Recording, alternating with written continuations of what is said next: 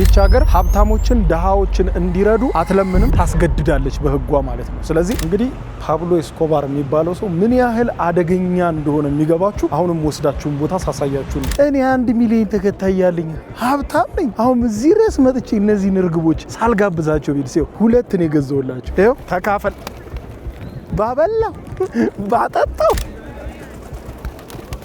4 ቀን ስተኛለሁ። ይህንን ቡና ጠጥቼ በጣም ስትሮንግ ነው። ዛሬ የምንጎበኛት ሀገር በአይነቱ ልዩ ሆነ ሀብታሞች ድሆችን እንዲረዱ የሚያስገድድ ህግ ያለባት በአደገኛ እጽ ዝውውር ሀገር ምድሯን ያመሰው የፓብሎ ኤስኮባር ሀገር የደቡብ አሜሪካዋ ኮሎምቢያን ያለነው የኮሎምቢያ ዋና ከተማ ቦጎታን እንጎበኛለን። አስገራሚ ታሪኳን እንሰማለን። በጎዳናዎቿ ላይ እንመላለሳለን። በዓለም ላይ ዝነኛ የሆነውን የኮሎምቢያንን ቡና ፉት ብለን እናጣጥማለን። ከአንድ ኮሎምቢያዊ ጋር ቼዝ እንጫወታለን። ለዚህ ቻናል አዲስ ለሆናችሁ አቤል ብርሃኑ የወይኗ ልጅ ነኝ።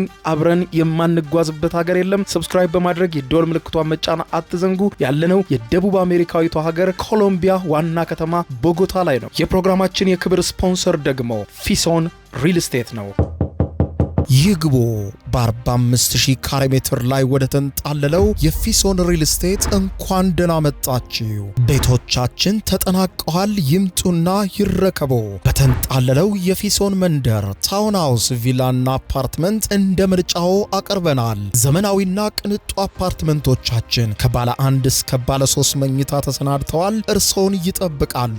የከርሰ ምድር ውሃ፣ ለተለያዩ ፕሮግራሞች የሚሆን ሰፊ ቴራስ፣ 24 ሰዓት ቋረት ተጠባባቂ ጄኔሬተር፣ ሰፊና አስተማማኝ የመኪና ማቆሚያ፣ የደህንነት ካሜራ ጨምሮ ይሄ ቀረሽ የማይባል ዘመናዊና ቅንጡ አፓርትመንት። ምርጫው ቪላ ከሆነ ደግሞ የተሟላና በ340 ካሬ ሜትር ላይ ያረፈ በውስጡ 6 መኝታ ቤቶች፣ 7 መታጠቢያ ቤቶች፣ 2 ሳሎን፣ 1 ባህላዊና 1 ዘመናዊ ኩሽናዎችን በውስጡ ያቀፈ ቤትም አለን። ታውን ሃውስስ ቢሉ በፊሶን መንደር ምን ጠፍቶ 5 መኝታ ቤት፣ 6 መታጠቢያ ቤት፣ 1 ባህላዊና 1 ዘመናዊ ኩሽና አካቶ በ190 ካሬ ላይ ያረፈ 2 መኪና ማቆም የሚያስችል ሰፊ ግቢ ያለው የፊሶን መንደር። ይምጡ፣ ዛሬውኑ የቤት ባለቤት ይሆኑ። በ0952 78 78 78 ወይም በ0952 79 79 79 ላይ ሃሎ ይበሉን። ፊሶን ሪል ስቴት የርሶ።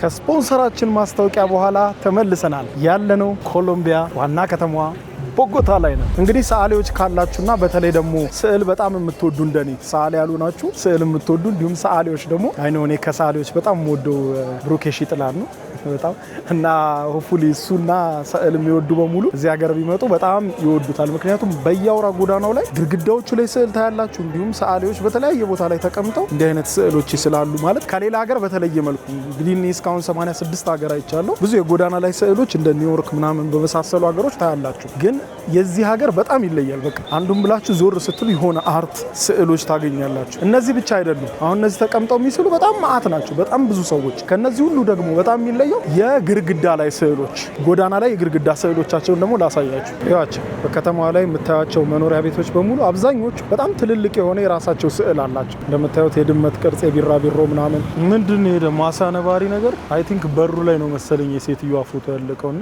ሴትዮዋ ተቆርጣለች። እዚህ ጋር ዝሆን አለ። የሚገርም ስዕል ኤቭሪዌር አያቸው። አሁን ይሄ ጾታዊ ጥቃትን በሴት ልጆች ላይ የሚደርስ ጾታዊ ጥቃትን ለመቃወም የተሰራ ስዕሉ እና ኮሎምቢያዎች በጎዳና ስዕሎቻቸው ላይ ያው ፖለቲካዊ መልእክት፣ ማህበራዊ መልእክቶቻቸው ምናምን እንደዚህ አድርገው ነው የሚያስተላልፉት። የሚቀር የለም። ይኸውልህ የስልክና የመብራት ትራንስፈርመር ራሱ አይቀርለትም። ሉክ ስዕል ወንድሜ አንተን ማየት ይሰለቻል እንጂ ስዕል በግራና በቀኝ የስዕል ጋለሪ የሆነች ሀገር የሆነ ካፌ ምናምን ተከፍቶ ክፍት ቦታ ሲኖር ማለት አረቺ ግርግዳ ባዶ ናት። ሳልበታ ነብር ሳልበትና ነብሩ ይቁም።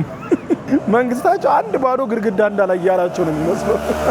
ሁሉ ነገር ከለርፉል ነው። ታዩታላችሁ። ይሄን የህዝብ ትራንስፖርት ሁሉ ባሶቻቸው ከለርፉል ይመቻቸው። አቡ የምር ከለር እኮ ከመላው ዓለም እየጠፋ ነው እኮ። በቃ ስታዩ አሁን በአብዛኛው አሁን ኒውዮርክ ብትሄዱ ምናምን ትልልቅ ከተሞች ብታዩ ትልልቅ የሚባሉ ከተሞች ላይ የሚሄዱ መኪኖችን ብታዩ ምናምን በቃ ከለር የላቸውም። ከለር ለስ እየሆኑ ነው ያሉት። በቃ በአብዛኛው ይሄ ደማቅ ከለሮች እየጠፉ ነው። ከመኪኖች ላይ እየጠፉ ነው። ከሆኑ ነገሮች ላይ እየጠፉ ነው። አሁን ማክዶናልድ ነው ይዩት። ማክዶናልድ መጀመሪያ የነበረውን ቀለም እንዴት እየቀየረ እንዳለ ተመልከቱት። አሁን ይዩት። ይሄኛው የድሮዎቹ ነው። ይሄ ደግሞ አሁን እየከፈታቸው ያለው ምን ያህል ከለራቸው ሉዝ እያደረጉ እንዳሉ ብዙ ነገሮች ስታዩ፣ ይሄ ስትሪት ላይ የሚነሱ ፎቶግራፎች ራሱ ስታዩ በጣም ከለርፉል መኪና የምታዩት ከስንት አንድ ነው። እዚህ ግን ስትመጡ እናቴ ከስንት አንድ ነው ደብዛዛ ነገር የምታዩት። በጣም ከለርፉል በጣም ብራይት የሆነ ነው። በቃ ኮሎምቢያ ሌላ ታሪክ ውስጥ ነች። በቀለም ደረጃ ሌላ ታሪክ ውስጥ የቤቶቹ ከለርማ ተውት። በቃ ላይክ በጣም ድምቅ ያለ ቀለም ስለሚቀቡ እንደ ባንዲራቸው ነው። ባንዲራቸውን አይታችሁት ከሆነ በጣም ድምቅ ያሉ ቢጫ፣ ሰማያዊና ቀይ ቀለም ነው ያለውና ቢጫው መወር ይበዛል እና በቃ ከተማቸውንም ስታዩት ቲሙ በቃ አቀባቡ ጉራማይሌ ነው፣ ዝብርቅርቅ ያለ ነው። የተለያየ ከለር ነው ያለው። እንግዲህ መግቢያ ላይ እንደነገርኳችሁ ይህች ሀገር ሀብታሞችን ደሃዎችን እንዲረዱ አትለምንም፣ ታስገድዳለች በህጓ ማለት ነው። ስለዚህ ሀብታሞች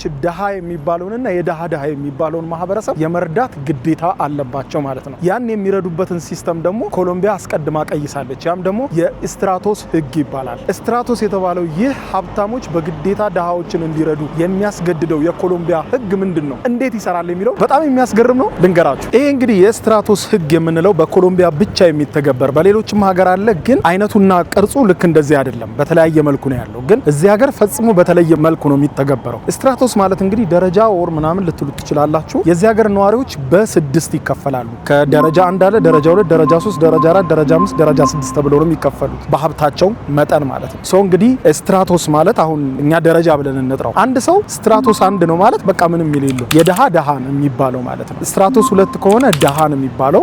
ስትራቶስ 3 ከሆነ መለስተኛ ደሃ ነው የሚባለው። እንደዛ እያልን እንክፈለው። ከ1 እስከ 3 ደሃ ናቸው፣ ግን ሶስቱም የተለያዩ ናቸው። ስትራቶስ 4 ማለት ደግሞ በቃ መካከለኛ ገቢ ያለው ማለት ነው። ስትራቶስ 5 እና 6 ማለት በቃ ሌክዠሪ ላይፍ የሚኖሩ በጣም ሀብታሞች ማለት ነው። ስለዚህ ስትራቶስ 5 እና 6 የሆነ ሰው ከስትራቶስ 1 እስከ ስትራቶስ 3 ያሉትን የመደገፍ ግዴታ አለበት። ሆፕፉሊ እየተከተላችሁ ነው አይደለ? ልክ እንዲገባችሁ እንደ ሳምፕል እንዴት ላድርገው? ስትራቶስ 5 እና 6 እዚህ ጋር እናርጋቸው። 5 እና 6 እነዚህ ሀብታሞቹ ናቸው፣ ቢሊዮነሮቹ ምናምን ሚሊዮነሮቹ ምንላቸው ናቸው። ስትራቶስ 1 2 3 እዚህ ጋር ደሃዎች ናቸው፣ የተለያዩ ደሃዎች። እዚህ ጋር ደግሞ ሚድል ክላስ የሚባለው ደግሞ እዚህ ጋር ስትራቶስ 4 የሚባለው ማለት ነው። የነዚህን ግዴታ እንመልከት፣ ምን እንደሚሸፍኑላቸው እነዚህ ሀብታሞቹ እንዴት አድርገው እነዚህን እንደሚረዷቸው ማለት ነው። ሶ እነዚህ ስትራቶስ 5 እና 6 ላይ ያሉት ሀብታሞች ሁልጊዜም የመብራት የውሃ የተለያየ ፋሲሊቲ ግብር ምናምን ሲከፍሉ ሁልጊዜ በሚከፍሉት ክፍያ ላይ 20% ይጨመርባቸዋል። ይሄ ማለት እንዴት ነው መሰላችሁ? ለምሳሌ 100 ብር የመብራት ሲከፍሉ የመብራት ዋጋ 100 ብር ሲከፍሉ 120 ብር ነው የሚከፍሉት። ለደሃዎቹ መደጎም አለባቸው። ሁልጊዜ መብራት በየወሩ ሲከፍሉ፣ የስልክ ቢል ሲከፍሉ፣ የጋዝ ሲከፍሉ፣ የኤሌክትሪክ ሲከፍሉ፣ የውሃ ሲከፍሉ፣ እያንዳንዱ ብቻ ቢል ሲከፍሉ ማንኛውንም የመንግስት ቢል ሲከፍሉ 20% እየጨመሩ ነው የሚከፍሉት። 20% እየጨመሩ 1 ሚሊዮን ከሆነ የሚከፍሉት 1 ሚሊዮን 200 ሺህ እንደዛ እያደረጉ ይከፍላሉ። ከዛ ከነዚህ ከደረጃ 5 እና 6 ወይም ከስትራቶስ 5 እና 6 መንግስት የሚሰበስበውን ደግሞ ደረጃ 4ን ይዘለውና ከደረጃ 1 እስከ ደረጃ 3 ላሉት ደሃዎች ያከፋፍላል። የነሱም ደግሞ ፐርሰንት አለው የሚደርሳቸው። ለምሳሌ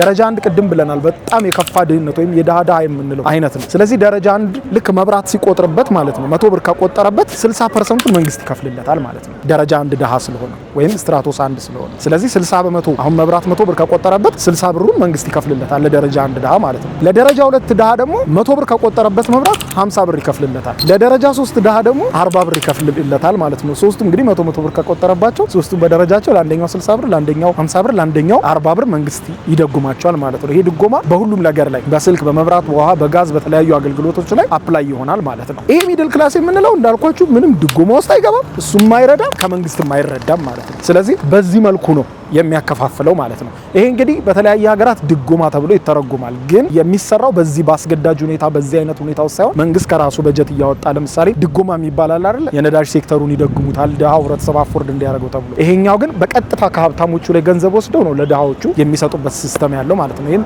የስትራቶስ ህግ ይባላል። እንግዲህ ሆፉሊ ገብቷቸዋል ብዬ አስባለሁ። ይሄ ህግ እንግዲህ አጨቃጫቂ ነው፣ አይጠቅምም የሚሉ አሉ፣ የስታተስ ልዩነት የሚያመጣሉ። እንዴት ነው የሚመደበው ድህነት የሚባለው ራሱ? ለምሳሌ በገቢያችሁ መጠን በሰራችሁት ቤትና በምትኖሩበት አካባቢ ነው ስትራቶሳችሁ የሚወሰነው ማለት ነው። ስለዚህ እነዚህ ሶስቱ ነገሮች ሲገናኙ ለምሳሌ ይሄ በጣም ደሃዎች ደረጃ 1 እና ደረጃ 2 ደሃዎች ያሉበት ሰፈር ሄዳችሁ ምርጥ ቤት ከገነባችሁ እናንተ ደረጃ 5 ነው የምትሆኑት። ሀብታም ቦታ ሄዳችሁ በጣም ትልቅ ቤት ከገነባችሁ ደረጃ 6 ትሆናላችሁ ማለት ነው። ያው ቢሊዮነር እና ሚሊዮነር እንደምንለው ማለት ነው። እንደዛ ነው የሚሰላው። ስለዚህ በዚህ መልኩ እንግዲህ የዚህ ሀገር የኮሎምቢያ መንግስት ከሀብታሞቹ ላይ ገንዘብን እየወሰደ ደሃዎችን የሚረዳበት የራሱ ሲስተም አለው። እንግዲህ አጨቃጫቂ ነው፣ ጥሩ ነው፣ ጥሩ አይደለም የሚሉ አሉ። አንዳንድ ሀብታሞችም ገንዘብን እንከፍላለን የሚሉ አሉ ምናምን ብዙ የራሱ የሆነ ውስብስብ ነገሮች አሉት። ምክንያቱም የስታተስ ልዩነት ያመጣል። ደረጃ 6 ነኝ ብለው ሁሉ ይራቀቃሉ አንዳንዶቹ ምናምን እኔ እየረዳው ነው የምትኖረው እያሉ ቡል ያረጋሉ ዳሃዎቹን ምናምን እሱ ነገር እንዳለ ሆኖ ዞሮ ህጉ ግን በጣም ጠቃሚ ነው እንደግፈዋለን የሚሉ በጣም ብዙ አሉ። እንዳልኳችሁ ህጉ በተለያየ ሼፕ የተለያየ ሀገር አለ፣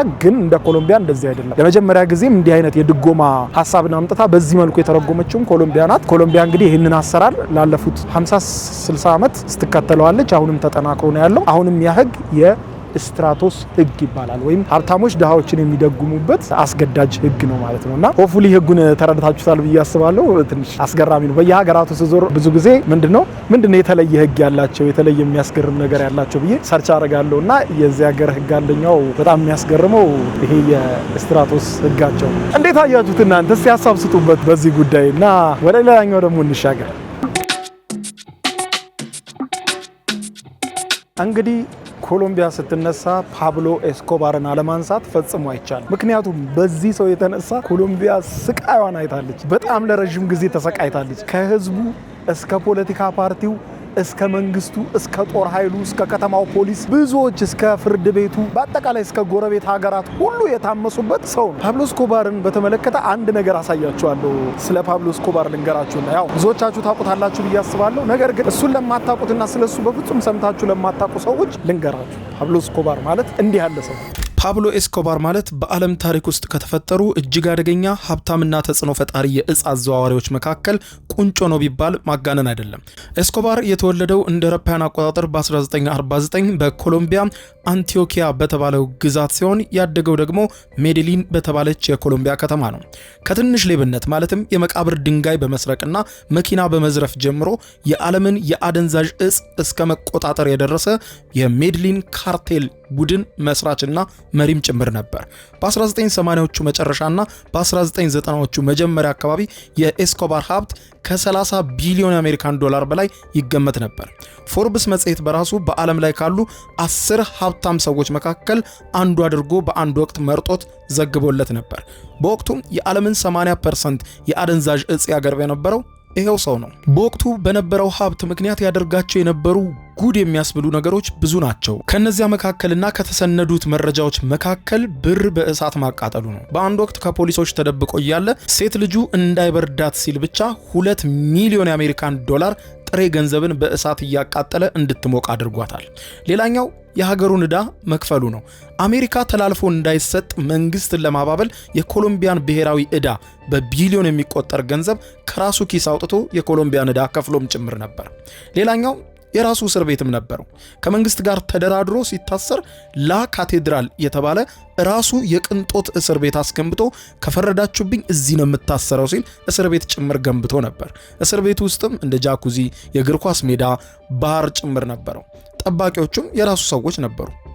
ኤስኮባር በህይወት ሳለ በተለይ ደግሞ እንስሳትን በጣም አብዝቶ የሚወድ ሰው ስለነበረ የራሱ የሆነ የእንስሳት መጠበቂያ ወይም ደግሞ መካነ አራዊት ጭምር ነበረው። ዝሆኖች፣ ቀጭኔዎች፣ ሰጎኖችን ከተለያየ የዓለም ክፍል ያመጣቸው የተለያዩ እንስሳት በዋናነት የሚጠቀሱት የጦጣ ዝርያዎችም ጭምር ነበሩ። ከእንስሳት ጋር በተገናኘ ዛሬ ድረስ ወደ ኮሎምቢያ ስትመጡ የተለዩ የምታዩቸው እንስሳት አሉ። እነሱም ጉማሬዎች ናቸው። ጉማሬዎቹ የኤስኮባር ጉማሬዎች እየተባሉ ነበር የሚጠሩት። ምክንያቱም በዚህ በኮሎምቢያ ውስጥ ምንም አይነት ጉማሬ አልነበረም። እሱ ደግሞ ጉማሬ ስለፈለገ ብቻ ጉማሬዎችን ከአፍሪካ ገዝቶ ወደ ደቡብ አሜሪካዊቷ ሀገር ኮሎምቢያ አመጣቸው። እየተንከባከበም ሲያኖራቸው ነበረ። እሱም ካለፈ በኋላ ጉማሬዎቹ ዛሬ ተራብተው በጫካ ውስጥ ይገኛሉ። ዛሬ ጉማሬዎቹ ጉማሬ ተብለው አይጠሩም። ጉማሬ ከሚለው ስያሜያቸው በፊት ኤስኮባር የሚባል ስም ተጨምሮላቸዋል። ወይም የኤስኮባር ጉማሬዎች እየተባሉ ነው የሚጠሩት። በጫካ ውስጥም አሁን በብዛት በሰፊ ቁጥር ይገኛሉ። ኤስኮባር የፈጸማቸውን ወንጀሎች ያየን እንደሆነ ደግሞ በጣም አስደንጋጭ ቁጥሮች ነው የምናገኘው። ኤስኮባር በህይወት ሳለ ከ4000 እስከ 5000 የሚደርሱ ሰዎችን እንደገደለ የፖሊስ መዝገብ ያስረዳል። ከገደላቸው ሰዎች መካከልም በመቶዎች የሚቆጠሩ ፖሊሶች፣ ዳኞች፣ ጋዜጠኞች፣ ፖለቲከኞች ያውም የፕሬዝዳንት እጩን ጨምሮ እንዲሁም በርካታ ንጹሃን ዜጎች እንደተገደሉ መረጃዎች ያሳያሉ። ከወንጀሎች ሁሉ እጅግ በጣም የከፋ የሚባለው ደግሞ አንድን ሰው ለመግደል ብሎ አንድ ሙሉ አውሮፕላንን በፈንጂ አጋይቶ ጭምር ነበር። ኤስኮባር ሊገለው የሚፈልገውና የሚያሳድደው አንድ ሰው ነበር። ይህንን ሰው ለመግደል ታዲያ ሰውየው በአውሮፕላን የሚጓዙበትን ቀን ጠበቀ። በወቅቱ የአቪያንካ ኤርላይንስ ንብረት የሆነው የበረራ ቁጥር 203 አውሮፕላኑ እንደተነሳ ያንን ግለሰብ ለመግደል በሚል በፈንጂ አንድ አውሮፕላንን መጥቶ በወቅቱ በአውሮፕላኑ ውስጥ ይጓዙ የነበሩ 107 ንጹሃን ሰዎች አብራሪዎቹን ጨምሮ የበረራ አስተናጋጆችና መንገደኞች ተገለዋል። እንዲሁም የኮሎምቢያን የደህንነት መስሪያ ቤት DAS ቢልዲንግ ጭምር በፈንጂ አጋይቶት ከመንግስትም በላይ መንግስት ሆኖ ለኮሎምቢያ ያስቸገረ በጣም አደገኛ ነበር። ኤስኮባር እንዳኗኗሩ ብቻ ሳይሆን አሟሟቱም በጣም የሚያስገርም ነበር። በደቡብና በሰሜን አሜሪካ የሚገኙ ሀገራት ኤስኮባርን ለመግደል ጥምረት እስከ መፍጠር ጭምር ደርሰዋል። ምክንያቱም ኮሎምቢያን ብቻ ሳይሆን የቀጠናው ሀገራትን ያውም ዩናይትድ ስቴትስን ጨምሮ እጅግ በጣም የፈተናትና አሜሪካም ለመግደል የምታሳድደው ሰው ነበር። የሆነ ሆኖ ታዲያ በዲሴምበር 2 1993 ዓመተ ምህረት ላይ እንዲሆነ የኮሎምቢያ ልዩ ኃይል የፖሊስ አባላት እንዲሁም ከአሜሪካ የድብቅ መረጃ አባላትና ከኤስኮባር ጠላቶች ጋር በጋራ በመተባበር ባደረጉት የተጠናከረ አሰሳና ዘመቻ በሜድሊን ከተማ ውስጥ ኤስኮባር በወቅቱ ተደብቆበት የነበረው ቤት ታወቀ። ፖሊሶች ቤቱን ሲከቡት ኤስኮባር ከጠባቂዎቹ ጋር ሆኖ በቤቶቹ ጣራ ላይ እየዘለለ በወቅቱ ከፖሊሶች ለማምለጥ ሞክሮ ነበር። ነገር ግን በብዙ አሰሳ ያልተገኘው ይህ ሰው አሟሟቱ በጣም በሚያስገርም ሁኔታ ከጣራ ጣራ ሲዘል ከፖሊስ ጋርም የተኩስ ልውውጥ ሲያደርግ በጥይት የተመታው በእግሩ በጀርባውና በጆሮ አካባቢ ነበር። ብዙዎችም የመጨረሻውንና ገዳይዋን ጥይት በጆሮ በኩል የገባችው ናት በማለት ይገልጻሉ። የኮሎምቢያ ፖሊስ ገደልኩት ቢልም አብዛኞቹ ግን ራሱን ያጠፋው ላለመያዝ ብሎ በማለት ይከራከሩለታል።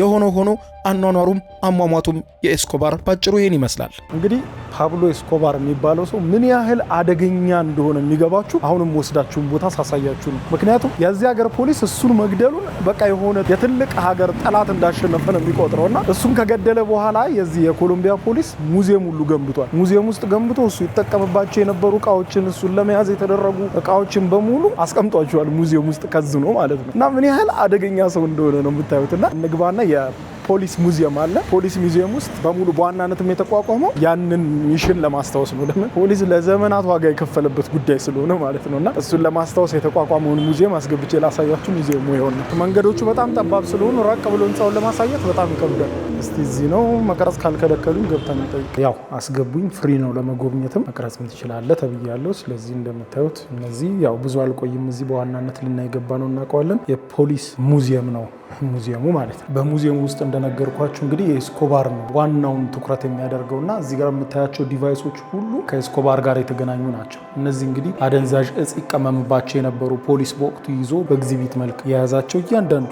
እዚህ ጋር የምታዩት ሲስተም እንግዲህ በወቅቱ ጃም ያደርጉበት የነበረ እየጠለፉ የተለያዩ ስልኮችን የሚያደርጋቸውን ጥሪዎችን ሳተላይቶችን ለመጥለፍ ይጠቀሙበት የነበረ ነው። እዚህ ጋር የእሱ ፎቶና ተባባሪዎቹ እዚህ ጋር ተቀምጠዋል።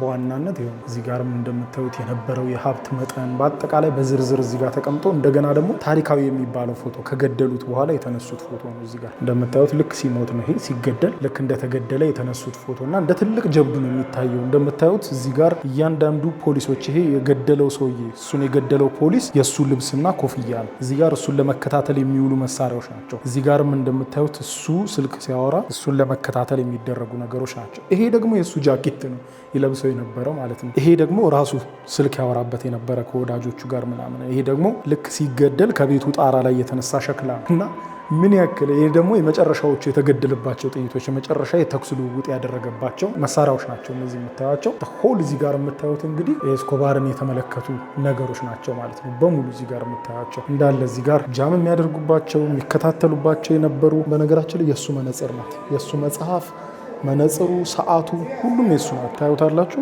ሽጉጦቹ እንዳለ እነዚህ የሱ ናቸው። እና ምን ያህል የሳተላይት ሲስተሞች እንደነበሩት እነዚህ ሞተሮች እሱን የሚያድኑ እነዚህ ደግሞ ፈንጂ አምካኞች ናቸው። በተለያየ ከተማዋ ቦታ ላይ ፈንጂዎችን ይጥል ስለነበረ ወይም ያፈነዳ ስለነበረ ማለት ነው። እንደምታዩት እሱን ለመከታተል ተብሎ ያልተገጠመ ቴክኖሎጂ በወቅቱ እንግዲህ ዘመን ያፈራው ቴክኖሎጂ ሁሉ ተጠቅሟል ፖሊስ። እነዚህ ደግሞ በተኩስ ልውውጥ ወቅት የተገደሉ ናቸው። እዚህ ጋር የምታዩቸው ልብሳቸውን አንድ ላይ በማድረግ ያስቀመጧቸው ማለት ነው። እና እንደምታዩት እንደ ቀላል ነገር አይደለም የኤስኮባር ነገር የሚያየው የዚህ ሀገር መንግስት ማለት ነው። በጣም ትልቅ የሚባል ነገር እዚህ ጋር ይኸውላችሁ የእጅ አሻራው ምናምን ሉክ የእጅ አሻራዎቹ ሁሉም እዚህ ጋር እንዲቀመጥ አድርጓልና እዚህ ሙዚየም ውስጥ እንዳለ ፖሊስ ይጠቀምባቸው የነበሩ በወቅቱ እያንዳንዱ ሞተር ሳይክሎቹ ምኖቹን ትጎበኛላችሁና ኤኒዌይስ ታሪኩን ብዙ ስለሰማን ጊዜ እንዳናጠፋ ትንሽ ስላስገረመኝና ነገሩ ደግሞ ምን ያህል ከባድ እንደሆነ ላሳያችሁ ብዬ ነው የመጣሁት። እንደቀላል እንዳታዩት ለማለት ነው። ጉብኝታችን የኮሎምቢያ ይቀጥላል። ቦጎታ ላይ ነው። ኦኬ ወደ ቤተ መንግስቱና ሂስቶሪካል ዴስቲኔሽኖቹ ጋር ስናመራ ቤተ መንግስቱ በጥብቅ ነው የሚጠበቀው። ወደ ቤተ መንግስቱ ስትሄዱ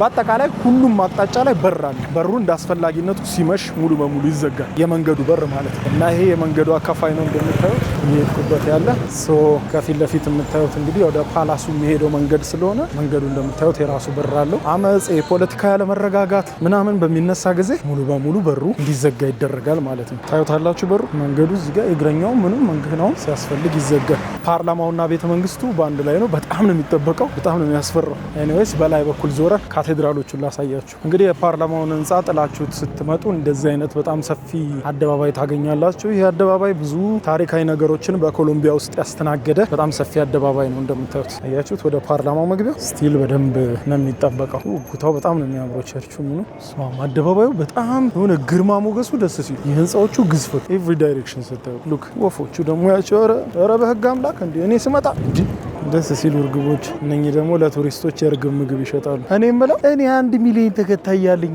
ሀብታም ነኝ። አሁን እዚህ ድረስ መጥቼ እነዚህን እርግቦች ሳልጋብዛቸው ቢል ሲው 2 ነው የገዛሁላቸው 2። ያው አሁን መንቀባረር የለም። ኑ ልጋብዛችሁ ነው ተሰብሰቡ። እኔ እንደው የደሃ አባት እንደው እኔ እኮ ስለ ራሴ ብዙ ማለት አልፈልግም። እንደው እስቲ ልጋብዛቸው ምን ይለናል? አሁን ያው ተሰለፉ። ማንሽ አንቺ ተሰለፉ። ያው ያዙና እንዳለ ሰልፉን ያዙና ወደ ግራ ፐስ አበላውት ነው እንደ ኧረ ዘርቤ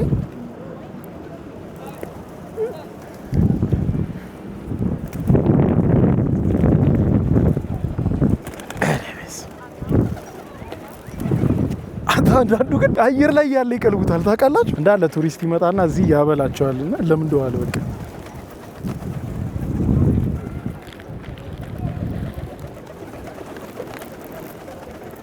እንዳትጋፉ። ይኸው አቆመዋለሁ። እበትነዋል። ለሌሎች ነው የምሰጠው። እንደውም በትኑ እንዲህ የምትባሉ ማትግባቡ እርስ በርስ ማትደማመጥ በትኑ። እንደው በቃ እንደውም በትን አልሰጥም። ድሮ የሆነ ልጅ ሆነን ኳሱ የኛ ከሆነ አለ አይደል ስንሸነፋ እንደዛ አልሰጥም። ምንድነው የምትበረው? ምንድነው? እዛው ሰጣለሁ። ቁጭ እዛው ነው የምሰጠው። ይኸው ተካፈል። ጭራሽ ንቀት እዚህ ልትወጉኝ መምጣት ባበላ ባጠጣው ሰው ሆኖ ባልኩ። እስቲ ቆይ እጄ ላይ ባረግለት የትኛው ወፍ ነው መጥቶ እጄ ላይ ላርግላችሁ? እስቲ ቆይ እጄ ላይ ሳረግ ቆይ አትጋፉ። አሁን ይኸውላችሁ ከእጄ ላይ ሲያነሱት ካሜራውን ብቻ እንዳጥሉት። ይኸው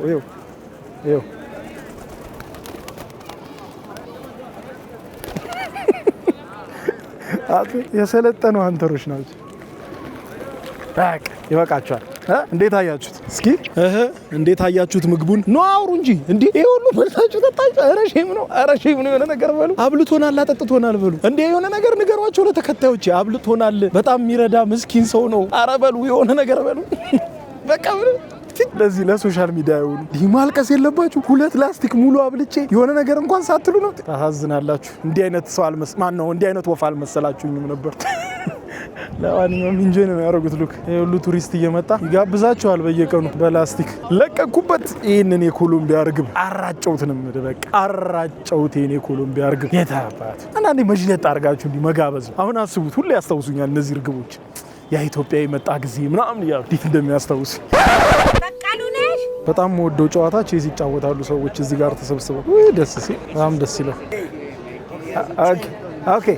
ኦኬ እሺ ልንጋጠም ነው። ቼዝ ማለት ነው እንግዲህ አሁን ቼዝ ልንጫወት ነው። እሺ ሙሉን እቀርጽላችኋለሁ። ኢትዮጵያዊ ማግነስ ይላል። እሺ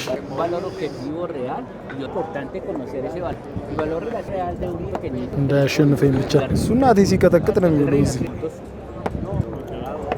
ብላ ፈረሴን ፈረሱን እበለዋለሁ። ጨንቄዋለሁ። ኦኬ ሶ በምን ልውጣ? ኩዊንን ላውጣት እንዴ? ምን አስቡ ነው ሄዶ ብሎ እንትን ብሏል። ታውቃላችሁ ኮንፊውዝ ነው። ያስጨነቅነው ነው እንዳታስቡ ትላላችሁ። እናቴ ሲቀጠቅጥ ነው የሚውለው። አስተያየቱ ራሱ ያስፈራል።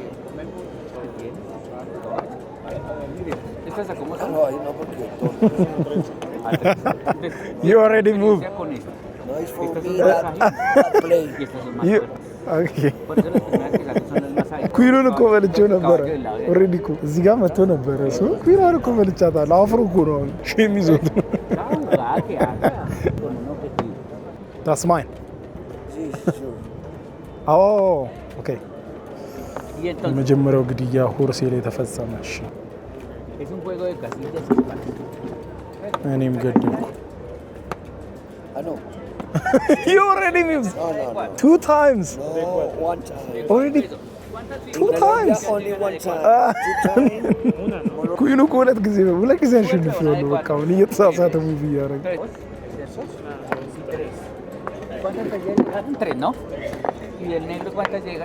ጨፋጨፈ። ንግስቴ ተጋልጣለች። ረስቼው ንግስቴ ተጋልጣለች። ካየ በላይ ንግስቴ ተሸነፍኩ። አላያትም ንግስቷ። Did you see the queen? Back to reality. Estás intentando defender esa casa. Jaque. Okay. Okay.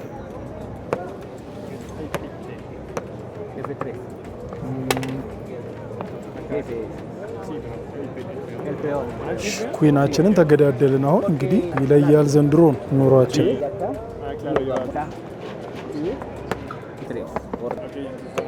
Si comes acá, Lo plato con esta. es la columna. ቀጥል እንጂ። አይ ተደብድቤያለሁ። አገኘው ብዬ ሰው ኩን በልቼ ኩኔም ተበላች። ሽባውም Entonces, enrocate. ኦኬ ¿Cuál? ቼክ Check. Si se equivocan, no importa. Gano más yo de lo que. Claro, sí. Ya no me la voy a comer No, porque no, joder, porque yo quiero avanzar esta para más tarde sí que me quede defendido. ¿Sí ve? Entonces acá. Ahora, ኦኬ tú vas a atacar más. ስለዚህ እኔ ደግሞ ምን ላድርገው መሰለህ? Sí se podría ir.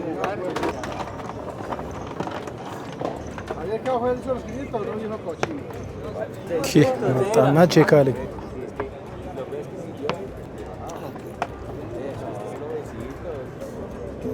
ሆርስ oh my friend. Estamos acá. ከዚህ በኩል እኮ አልሄድንበትም። ወዬ ሲለኝ ወዬ እለዋለሁ። እሺ ጋሄድ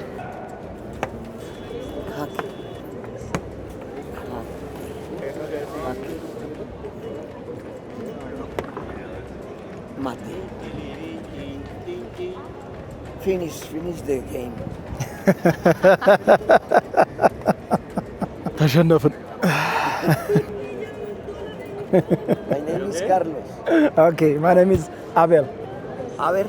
አቤል አቤል Abel. አቤል Abel. የስ ረግጦ ነው ያሸነፈን። ለማንኛውም ተሸንፈናል። ኢትስ ኦኬ። ወይ ጉድ ወይ ጉድ ወይ ጉድ! እሱ እናቴ እዚህ ሲጮት እየዋለ አይሆንማ እንደዚህ ያለ ነገር። በቃ ተሸነፍኩ። ለማንኛውም ቼዝ ያሳዝናል። ቆይ ሌላ ሀገር ከሌላ ሰው ጋር እጫወታለሁ። ኮሎምቢያ ላይ ቼዝ ተሸንፈናል። ያሳዝናል።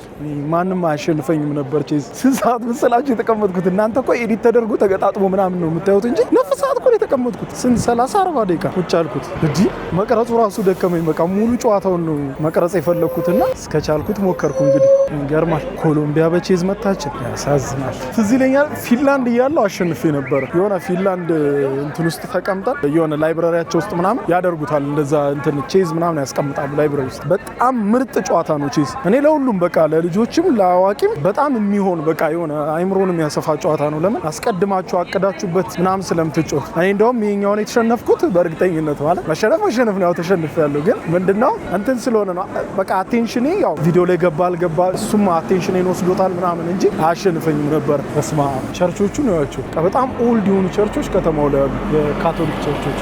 የባሱ ርዝመት ዋናው ነገር እኮ ተረሳ። በእናታችሁ ኮፊ ታይም ቡና እንጠጣና እስኪ ደግሞ ቡና እየጠጣን ስቶሪ ታይም ይኖረናል። ምክንያቱም በየሄድንበት ሀገር ታሪካቸውን በወፍ በረሪ ነው እንዲቻርገን እንዲነበሩ እንደዚህ ሆነዋል ብለን እናወራ የለ እሷን ነገር እናወራታለን ማለት ነው። በእናታችሁ ይህን ከለርፉል ማርኬት ላሳያችሁ። አያምርም?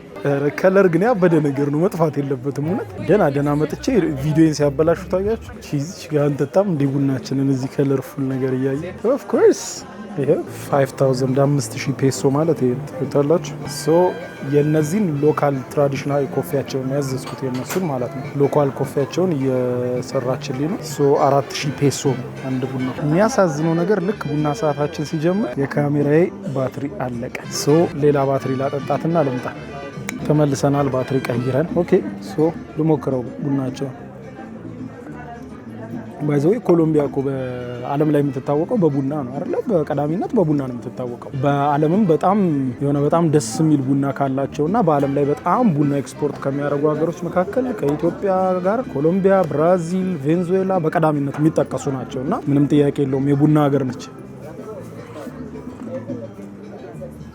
ቡናው ቡና ነው የሚለው ሌላ ምን አለ? እኔ አንዳንዴ ቡና መቅመስ ከሀገር ሀገር ማለት የሆነ ፍሌቨር ከሌለው ወይ የሆነ ነገር አሁን እንደ ቪየትናሙ ምናምን አይነት ነገር ከሌለው ምን ተመሳሳይ ቡና ነው። እነዚህ ትንሽ ጠንካራ እንደ ስፕሪሶ አይነት ነው። ስፕሪሶ ነው በእርግጥ የሰጠችኝ፣ ግን ከጠንካራ ቡና ነው። ጥቁር ቡና ነው። ከመጥቆሩ ብዛት ነጥቷል። ታውታላችሁ ጠቁሮ ሁሉ ይሄ ነጭን ሊደረበው ሌላ ዙር ነጥቷል። ላይ ስታይ አይ ምርጥ ቡና ነው የኮሎምቢያ ቡና። አክቹሊ ብዙ ቦታ እንጥጠዋለን እኮ አሁን ስታርባክስ ምናምን ብዙ ቦታ የኮሎምቢያ ቡና ይጠቀማሉ። ልክ እንደ ኢትዮጵያ እንደ ብራዚል በዋናነት የሚጠቀሟቸው ቋሚ ቡናዎች ናቸውና ብዙ ቦታ ቴስት ስላደረግ ነው ብዙ አዲስ ነገር የለውም። ያው የቡና ሀገር ስለሆነ እኛም ቡና በየሀገሩ ስለምንጠጣ እንዘይራቸው ብለን። ኤኒዌይስ ስቶሪያቸው ብዙ ኮምፕሊኬትድ አይደለም። ያው ቀድሞ በጣም ትልቅ አገዛዝ ነበራቸው ድሮ ከ14ኛው መቶ ክፍለ ዘመን በፊት ማለት ነውና ኮሎምቢያ ትልቅ ሀገር ነበረች። ከዛ በኋላ ስፔኖች መጡ በ15ኛው መቶ ክፍለ ዘመን። ከዛ ለ300 ዓመታት በቅኝ ግዛት ላይ ቆዩ ማለት ነው ስፔን ገዝታቸው። ከዛ በኋላ ልክ ስፔን ስትገዛቸው በፊት ሃይማኖቶች ነበሯቸው። የፀሐይ አምላክ፣ የወንዝ አምላክ ምናምን እያሉ ነው። አሁን ደቡብ አሜሪካ ውስጥ በብዛት እንደዛ ናቸው የጥንት ህዝቦች ማለት ነውና የተለያየ ጎሳ የተለያየ ሃይማኖት ነበረው። ከዛ በኋላ ልክ ስፔን ስትመጣ በቁጥጥሯ ስር ስታውላቸው አንደኛ ቋንቋቸውን የቀየረችው ቋንቋም ነበራቸው የራሳቸው። ከዛ ያ ቋንቋን አጠፋችና ስፓኒሽ እንዲናገሩ አረገቻቸው ማለት ነው ስፔንኛ። ከዛ ስፓኒሽ ተናጋሪ ሆኑ። በቅኝ ግዛቱ 300 ዓመት በጣም ብዙ ረጅም ነው። ብዙ ትውልድም መጥቶ ይባልና በዛ ውስጥ ሁሉም ስፓኒሽ ተናጋሪ ሆኑ። ከዛ በላይ ደግሞ በጣም እንትን የሚለው ስፓኒሽ ተናጋሪ ሆኑ ሃይማኖታቸውም ሙሉ በሙሉ ወደ ካቶሊክነት እንዲቀየሩ ሆነ ማለት ነውና አሁን ካቶሊክ በጣም ትልቁ ሃይማኖት ነው እዚህ ኮሎምቢያ ውስጥ እና ደግሞ ፕሮቴስታንቲዝም ደግሞ ከቅርብ ጊዜ ወዲህ በጣም በከፍተኛ ሁኔታ የፕሮቴስታንት ሃይማኖት በብዛት እየሰፋ ያለ ሃይማኖት ነው እዚህ ኮሎምቢያ ውስጥ ማለት ነው። ያው ባነበብኩት ዳታ መሰረት ከስፓኒሽ እኮ ነው በስማ ስንት ቃል ይችላሉ በስፓኒሽ። ኮፕሬንዴ፣ ሆላ፣ ኮሞስታስ፣ ግራሲያስ እነዚህ በቃ ምንም ኮመን አማርኛ ወርድ በሏቸው በቃ በስፋት የምትሰሟቸው ማለት ነው። የምትይዙት እንግዲህ ኮፕሬንዴ ማለት ገባ ማለት መሰለኝ ተረዳኝ እንደማለት ነው። ምንድን ነበረ ያው ኦላ ሄሎ እንደማለት ነው። ምን አስጨነቀኝ በስማ 4 ቀን ስተኛለሁ ይህንን ቡና ጠጥቼ በጣም ስትሮንግ። ኧረ ይሄ አንሲስተሮቼን ሁሉ ነው የሚያነቃው። እኔም ብቻ አይደለም የሚያነቃኝ ቡና ደውል ከዚህ በኋላ የሚቀጥል አንሲስተር ሁሉ የነቃ ነው የሚሆነው። ቡናችን ተጠናቀቀ። ኦኬ ቴንክ ዩ። አዘር ሳይድ ማለት ነው የገበያው ሌላኛው የገባንበት ሌላኛው ማውጫ ከለር እዚያር እንዲህ ግፍ የተሰራባት ለካ ከለር ቅድም ከመላው ዓለም እየጠፋ ነው አላል። ለካ ከለር ከመላው ዓለም የጠፋው እዚህ ኮሎምቢያ ውስጥ አላግባብ እየፈሰሰ ግፍ ተሰርቶበት ያበደ ከተማ ነው። በቃ ሁሉም በየራሱ ዓለም ነው። በቃ የሆነ ስፒከራቸውን ይዘው ምናምን በቃ ፈታ እያሉ ነው የሚሉት። እና ኮሎምቢያ ላይ በጣም የሚያስገርሙ ነገር እንደዚህ በግ የሚመስሉ ስማቸው ጠፋኝ። እነዚህ ብቻ በግ የሚመስሉ እንስሶች አሉ። እነዚህ የምታያቸው ከፊት የያዛቸው በቃ ከተማ ውስጥ ቦጎታ ውስጥ በጣም ብዙ ነው የምታያቸው። ይዘዋቸው አብራችሁ ፎቶ ተነሱ ይሏቸዋል። ያቸውን እነዚህ አሁን በፔሩ፣ በቺሊ፣ በኢኳዶር በዚህ በደቡብ አሜሪካ አካባቢ በሙሉ የሚገኙ በግ መሳይ እንስሶች ናቸው ማለት ነው። እና እዚህ ያው ላቲን አሜሪካ ውስጥ መምጣታቸው የሚያስታውቀው ያው እነዚህ እንደ አይከን ነው የሚታዩት። አሁን ፔሩ ባንዲራ ላይ እንደ ብሔራዊ አርማ ጭምር ይጠቀሟቸዋል። እዚህ ደግሞ በየቦታው ይዟቸው እዚህም ታያላችሁ ፎቶ አብራችሁ ተነሱ ይሏቸዋል በየቦታው። በቃ በምድር ላይ በጣም ክራውድድ ሲቲ ያለ ከተባለ የኮሎምቢያ ዋና ከተማ ቦጎታ ነች። በጣም ብዙ መኪኖች ስላሉ ማለት ነው። እና መንግስት ደግሞ ለዚህ ወሰነው አለ። ሁሉም መኪና እኩል አይወጣም። በነገራችን ላይ የግላችሁ መኪና ቢሆን የግላችሁን መኪና ቢኖራችሁ ኮሎምቢያ ውስጥ ያለው ህግ መኪናችሁን ሁሌ እንድትነዱት አያደርግም። ማለትም ሁሉም መኪና በቀን ነው የሚወጣው በቁጥር ማለት ነው። ለምሳሌ ሁሉም መኪና ያለው ሰው ይዞ ከወጣ ከወጣ በቃ የዚች ዋና ከተማዋ ጎዳናዎች አይበቁም። ለምን መንገዶቹ በጣም ትንንሽ ናቸው ምናምን እና ከዛ አንጻር መንግስት በ1998 እንደ አውሮፓውያን አቆጣጠር አንድ ህግ አመጣ። ይኸውም በታርጋ ቁጥራቸው መሰረት በየቀኑ እንዲወጡ። ለምሳሌ የታርጋ ቁጥራቸው የመጨረሻ ዲጂቱን ነው የሚጠቀመው ማለት ይሄን በቀላሉ ስናይ በቀለም እንወስነውና ሰኞ ማክሰኞ ቢጫ ታርጋ ያላቸው ከወጡ ሮብና ሐሙስ ደግሞ አረንጓዴ ታርጋ ያላቸው ይወጣሉ። ልክ እንደዛ ነው እዚህ ሀገር ህጉ እንጂ ሁሉም መኪና ያለው ይዞ አይወጣም። ያ ህግ ለተወሰነ ጊዜ ተግባራዊውን ይሞከር ተብሎ እዚህ ቦጎታ ላይ ተሞከረና በጣም ሰክሰስፉል ሆነ። በጣም ትራፊክ ጃሙ ምናምን ቀነሰው። ከዛ በኋላ ያ ህግ አሁንም ድረስ ተግባራዊ ሆነ ማለት ነው። ግን አሁንም ህጉ ተግባራዊ ሲሆን በሁሉም ዘርፍ ያለ ሰው ያው መኪና ብዛት እየጨመረ መጣ። ከተማዋ ደግሞ በየጊዜው እየተሰራችና መንገዷ እየሰፋ ስላልሆነ በቃ ኃይለኛ ችግር ውስጥ ገቡ ማለት ነውና አሁን በታርጋ ቁጥራቸው የመጨረሻ ቁጥር ነው። ለምሳሌ ዛሬ የሚወጣው 1 ቁጥር 2 ቁጥር በ3 ቁጥር የሚጨርስ ታርጋ ከሆነ ነገ ደግሞ የሚወጣው በ4 ቁጥር በ5 ቁጥር በ6 ቁጥር የሚጨርስ ነው። እንደዛ በቀን ተራቸውን እያዩ ነው የሚወጡት የግለሰብ መኪኖች ማለት ነው። ከታክሲዎች ውጪ የህዝብ አገልግሎት የሚሰጡ ያው ሁሌም መውጣት ይችላሉ እና በዚህ መልኩ ነው ያው እንደምታዩት። አሁን እንግዲህ ትንሽ ረፋድ ስለሆነ ቀለል ብሎ ነው እንጂ በተለይ ጠዋት ላይ ምናምን ጃሙ በቃ ሌላ ተአምር። በነገራችን ላይ እንደ ኮሎምቢያ አይነት የላቲን አሜሪካ ሀገሮችን መጎብኘት በጣም ከባድ ነው። አንደኛ የክራይም ሬቱ ትንሽ ሃይ ነው፣ እንደሌሎች አይደለም ማለት አሁን እንደሌሎቹ ሀገራት አይደለም። እንደነ ኤልሳልቫዶር ምናምን አሁን በፊት ግጭት ውስጥ የነበሩ አሁን በጣም ሴፍ የሆኑ ሀገሮች አሉ። አሁን ኮሎምቢያ ያው በፊት በጣም ብዙ አደገኛ ነገሮች ነበሩ። አሁን ላይ በአንጻራዊነት ሰላማዊ ነገር አለ፣ ግን ስቲል ዋርኒንግ አለው። በተለይ በከተሞች መሀል ላይ ክራውድድ በሚበዛበት ነገር ላይ እነ ሞጭ ላይ ትንሽ ከባድ ደግሞ የሞተር ዝርፊያ በጣም ይበዛል። በቃ እኔ ራሱ ወደዚህ ሀገር ስመጣ ካየኋቸው በቃ እንደዚህ የዘረፋ ቴክኒኮች ምናምን አይቼ ነው የምመጣው ለመጠንቀቅ ማለት ነው። እና በተለይ በታክሲ ስትሄዱ በቃ በሞተር ሀሳባችሁን ሁሉ የሚቀሟችሁ እና በጣም ከባድ ነው። እነዚህ ታክሲዎቻቸው ናቸው፣ ቢጫ ናቸው ታክሲዎቹ። በነገራችን ላይ እነዚህ መንገድ ላይ ምናምን ተቀምጠው ብርቱካን ምናምን የሚሸጡባቸው በጣም ነው ደስ የሚሉት። ሸጠው ምናምን ሲጨርሱ እየገፏቸው እየነዷቸው ይሄዳሉ። በጣም ነው ደስ የሚሉት። ፌዴራለው ምናምን ይላል እንግዲህ የመንግስት መስሪያ ቤት ነው የሚሆነው። ስፔኖች ግን በቃ በዚህ በቅኝት ግዛት እኮ በቃ ቋንቋቸውን ኤቭሪዌር ነው የበተኑት። በተለይ እዚህ ላቲን አሜሪካ ስፓኒሽ በጣም ፖፑላር ነው። በቃ የማይነገርበት የለም። ባዶ ግድግዳ በፍጹም አይመሩም። እንዴ ባዶ ግድግዳ ኧረ ይሳልበት እንጂ ታቻላችሁ ልክ እና በጣም ፌመስ ናቸው በመላው ዓለም በጎዳና ላይ ስዕል። ግድግዳ ላይ ስዕል አልፈልግም ካልክ ደግሞ ደማቅ የሆነ ቀለምን ትለቀልቃለህ ማለት ነው ግድግዳ ልክ ቤቶቻቸው ቁጥር የስዕል ብዛት እንግዲህ በየጎዳናው በየስትሪቱ በጣም ነው ስዕል የሚወዱትና ታሪክን፣ ባህልን፣ ፖለቲካዊ መልእክቶችን ሁሉ የሚያስተላልፉት በስዕል ነው። በጣም ብዙ የስዕል የሚሸጥባቸው አሉ። እንደምታያቸው እነዚህ በሙሉ የስዕል መሸጫዎች ናቸው። ኢቭን ማለት ነው ለኮንስትራክሽን እንኳን አጥር ሲታጠር ለእድሳት ሉክ ስዕል ነው የሚደረገው። ኧረ ሰዓሊዎች እንደውም ይሄ ሰዓሊዎች የሚሰደዱበት ሀገር ነው የምለው ይህንን ርዕስ ኤቭሪዌር ስዕል መሳት ኤቭሪ ኮርነር እኮ የምታዩት በቃ የሆነ ሁላችሁ ይሄ ሁሉ ኮንስትራክሽን አይደለ ስዕል እዛም ጋር ይዩት፣ ግድግዳው ስዕል እዛ ጋር ይዩት። በቃ ምንም ግድግዳ የሆነ የሚያመልጣቸው ግድግዳ የለም። ይግቡ በ45000 ካሬ ሜትር ላይ ወደ ተንጣለለው የፊሶን ሪል ስቴት እንኳን ደህና መጣችሁ። ቤቶቻችን ተጠናቀዋል። ይምጡና ይረከቡ። በተንጣለለው የፊሶን መንደር ታውን ሃውስ፣ ቪላና አፓርትመንት እንደ ምርጫው አቅርበናል። ዘመናዊና ቅንጡ አፓርትመንቶቻችን ከባለ 1 እስከ ባለ 3 መኝታ ተሰናድተዋል። እርሶን ይጠብቃሉ።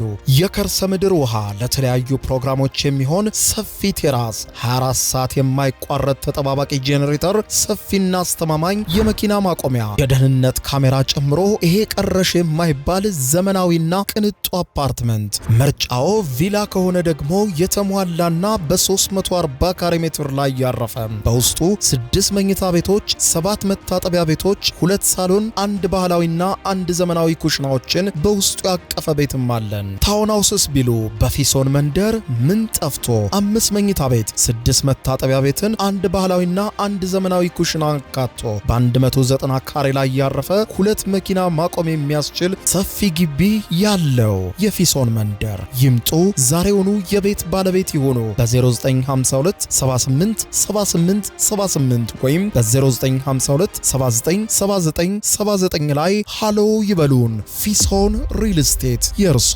አንዳንዴ ስትቀርጹ በቃ የሆነ ከተማው ዝም ቢልላችሁ የሆነ ድምጽ ላይ በዋናነት ትኩረት ስለምታረጉ የሆነ ከተማውን በአንድ ጊዜ ሳውንድ ፕሩፍ ማድረግ ቢቻል ኦር ደግሞ ኖይዝ ካንስሌሽን ቢኖረው አንዳንድ ከተማ ያው ልዩት ምንድን ነው የተቀበው ምንድን ነው ሁሉ ስዕል ይሁት ከስትሪቱ እንዲ ስዕል በማየት ደከመን እኮ እኔ ራሱ ልስል ነው ስዕል ከማየቴ ብዛት ልስል ነው ራሴ ይሁታላችሁ ህንጻው እንዳለ አንዳንድ ሀገራት ስትሄዱ ለቱሪዝም ያላቸው ፍጥነት የሆነች ነገር ከተገኘች ያቺን ነገር ለመሸጥ ያላቸው እንቅስቃሴ ያስደንቀኛል። ሉክ አሁን ኋላ ያለውን ይሄንን የዳይኖሰር ሐውልት ተመልከቱት። ምን ይመስላችኋል? ይሄ የምትመለከቱት የዳይኖሰር ሐውልት እንግዲህ በመሃል ከተማዋ ነው የቆመው። መቼ ነው ቆመው ካላችሁ አሁን ከ3 ዓመት በፊት ነው የቆመው ይሄ ዳይኖሰር ሐውልት። ዋናው ለምንድን ነው የቆመው የሚለውን ስትጠይቁ ነው እንግዲህ በሰሜናዊ የኮሎምቢያ ቦታ ላይ የዳይኖሰር ቅሪተ አካል ተገኘ በቅርቡ ማለት ነው እና ተጠንቶ ጥናቱ በ2022 አለቀና አጥንቱን ይዘውት መጡ። ከዛ በኋላ አጥንቱ አሁን እዚህ ፊት ለፊት ያለው እንትን ይጎበኛል ስለ ዳይኖሰር ማለት ነውና ጋይስ $10 እየከፈላችሁ ነው የምትገቡት። ከዛ በኋላ የቱሪዝም ቢሮ እዚህ ያመጣና ልክ ቱሪስቶች ሲመጡ ዳይኖሰሩን ሲያዩ ጥያቄ እንዲፈጥርባቸው እንዲጠይቁ ልክ እንደኔ ማለት ነው። አሁን እኔ የዳይኖሰር ሐውልት ሳይ እንዴ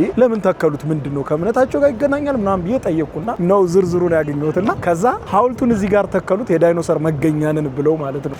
ኮኮናቱ ምኑ የሌለ ነገር እኮ ይሄ በቃ ይሄ አትክልት ነሽ ምናምን ደቡብ አሜሪካ ለአትክልት እኮ ነው የተሰራው። በቃ ለአትክልት ነው የተሰራው ደቡብ አሜሪካ ከከለር በጣም ጣዕም አትክልቱ ስማ ኮኮናቱ እኮ ነው እንደዚህ ጠርበውት አመቻች። አይ ቲንክ ሐውልት ናት እቺ ሴትዮ አይደለች ሰው ናት እና ገንዘብ እየሸቀለች ነው አይ ቲንክ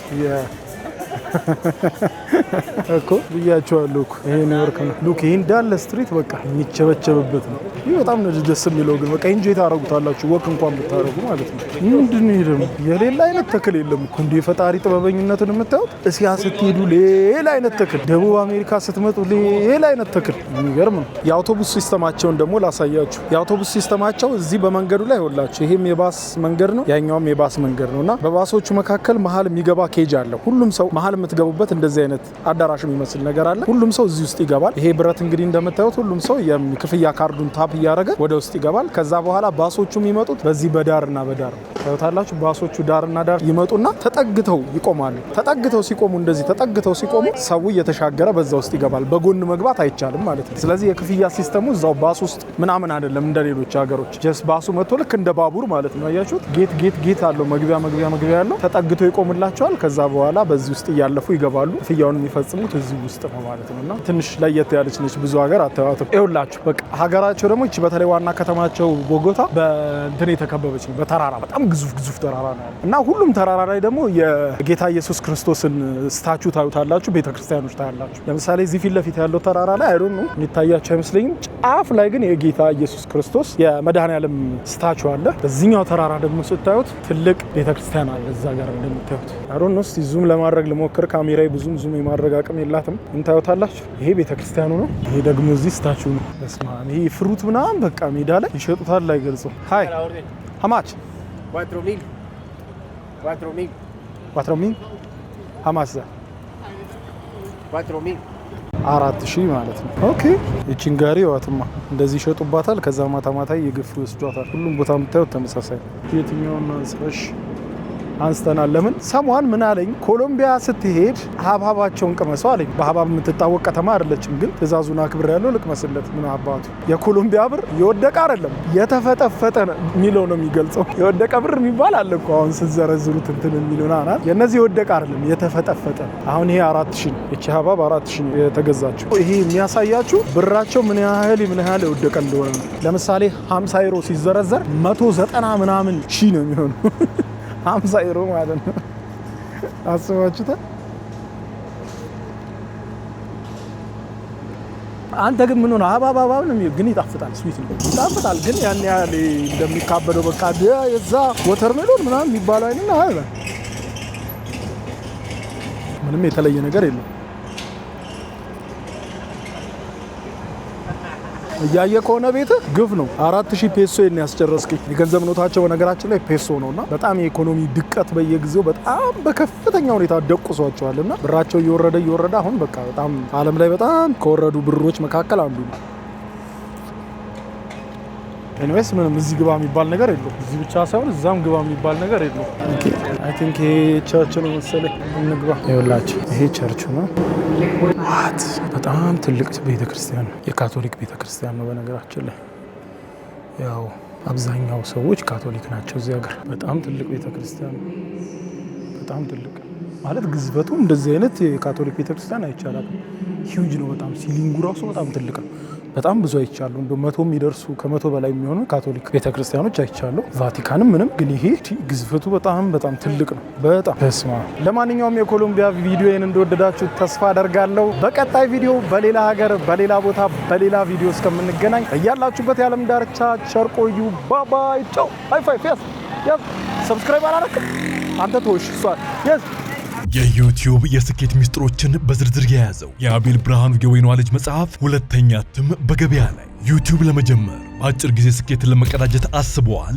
ዩቲዩብ ብጀምር ስንት ብር አገኘሁም ብሎ አስበዋል? እንግዲያውስ በዩቲዩብ 2 የወርቅ 3 የብር ሽልማቶችን ያገኘው የአቤል ብርሃኑ የወይኗ ልጅ የዩቲዩብ ሚስጥሮች መጽሐፍ በዝርዝር ሁሉንም ያብራራሉታል። ዛሬውኑ ገዝተው ህልሞን እውን የሚያደርጉበትን የዩቲዩብ የስኬት መንገድ ይጀምሩ። በሀገር ቤት አከፋፋይ አዲስ አበባ ሜክሲኮ ኮሜርስ መጽሐፍት መደብር። በውጭ ሀገራት ለምትገኙ ከአማዞን ላይ ብታዙ በቀናት ውስጥ ደጁ ይደርሳል። የአማዞን ሊንኩን እዚህ ቪዲዮ ኮሜንት ላይ ያገኙታል። የዩቲዩብ ሚስጥሮች ዘመኑ ጋር ተፈላጊ መጽሐፍ